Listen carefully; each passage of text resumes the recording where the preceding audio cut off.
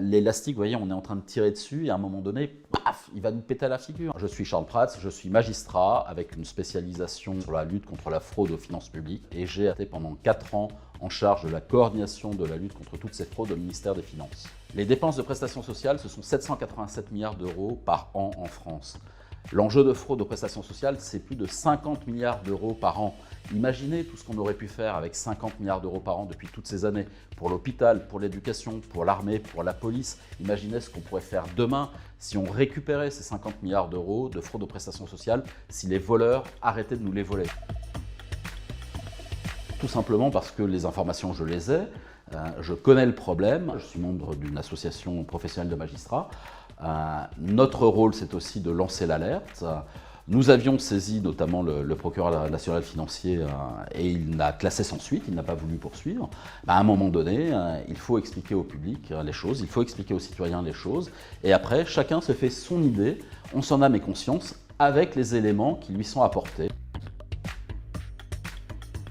C'est ce problème d'immatriculation. Ce sont ces millions de personnes qui ne sont pas censées exister sur le territoire, mais qui pourtant sont inscrites à la sécurité sociale et qui vont bénéficier des allocations familiales, du RSA, des allocations adultes handicapés, du minimum vieillesse, de l'assurance maladie, bref, de toutes les prestations sociales que la France offre. Et pourtant, ces gens-là, normalement, ils ne sont pas censés être là, mais ils passent à la banque tous les mois. Comment arrivons-nous à savoir que nous avons au moins 5 millions de fantômes gloutons qui viennent nous voler des prestations sociales? C'est très simple, un enfant de CM1 le comprendrait. Nous sommes 67 millions d'habitants en France. Savez-vous combien il y a de gens qui perçoivent des prestations sociales, qui sont bénéficiaires? 73 700 000 en 2020. Et selon la Cour des comptes, ça va encore plus loin, ce serait plus de 75 millions d'assurés sociaux qu'on aura en France, sur 67 millions d'habitants. Faites le calcul. Un exemple significatif et assez amusant, vous savez que Jeanne Calment était notre doyenne, c'est la doyenne de l'humanité, 122 ans, c'était le record au Guinness Book des records. Eh ben non, elle a perdu son record. Figurez-vous que nous avons 3 personnes dans notre système d'assurance maladie qui sont âgées de 128 ans, et oui, ils sont nés en 1892, et manifestement ils sont toujours bien portants pour la sécurité sociale, accompagnés d'environ 250 autres camarades qui sont âgés de plus de 120 ans.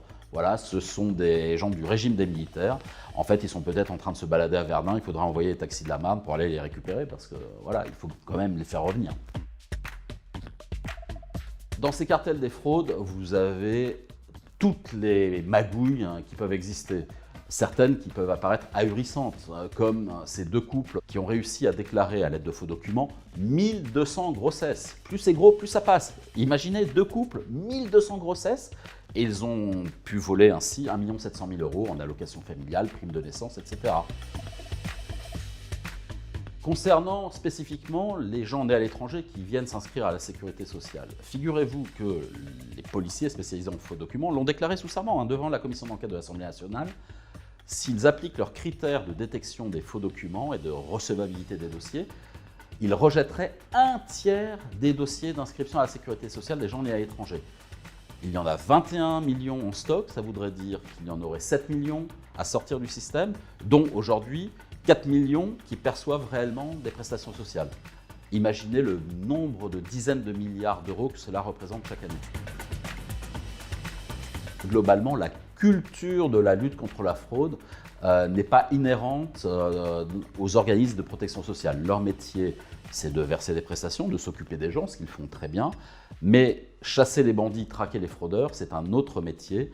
Et c'est pour cela qu'il faudrait changer de paradigme et créer une agence d'État spécialisée en la matière, ce que j'appelle un FBI de lutte contre la fraude sociale, pour que ce soit des gens vraiment dont c'est le métier, qui s'occupent spécifiquement et uniquement de cela, avec toutes les compétences, y compris celle de suspendre les prestations, voire de les annuler, pour que les fraudeurs soient réellement sanctionnés.